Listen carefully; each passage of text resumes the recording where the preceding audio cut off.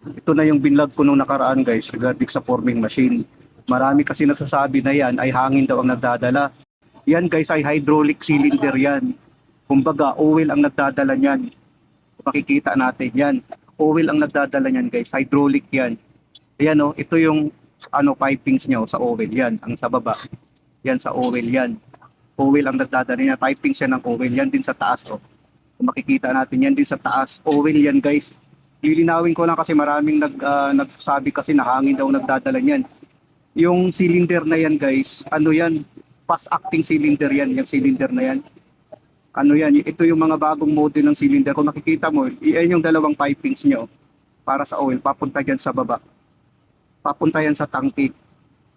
Ayan o, kung makikita natin, yung dalawang yan, papunta na yan sa ating tangke. Ayan o. Oh. Yan yung tangke natin sa baba. Yan ang tangke natin sa oil. Yan o, hydraulic nakalagay. Yan yung oil niya. Oh. Yan siya guys, para malinaw sa iba. Pinapakita ko ito para at least alam din ng mga baguhan na yung pagbablog ko, hindi ako nagsisinungaling.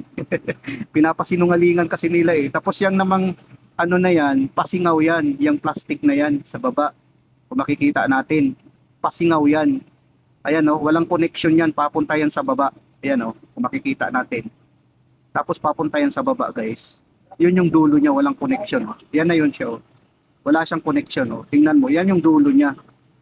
Tapos ito naman guys, ang pneumatic cylinder, hangin ang nagdadala niyan. Yan. Dalawang yan, isa din yan. Hangin ang nagdadala niyan.